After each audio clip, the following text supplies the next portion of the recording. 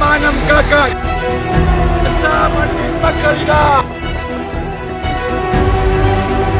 Palestine hula, free Palestine. Remember the very key person for Palestine, Mr. E. Ahmed, the late E. Ahmed. He's very close friends to Yasser Arafat. Keralam എന്നും ആക്രമിക്കപ്പെടുന്നവരോടൊപ്പമാണ്. കേരളത്തിന്റെ സംസ്കാരം അതാണല്ലോ. ആ സംസ്കാരത്തെ Indian union മുസ്ലിം league ഉറക്കെ പ്രഖ്യാപിക്കുന്നു. ദൈവം സഹായിച്ചാൽ തീർച്ചയായും ഫലമുണ്ടാവും എന്നുള്ള കാര്യത്തിൽ യാതൊരു സംശയവുമില്ല. ഫലം ഉണ്ടാവുക തന്നെ ചെയ്യും.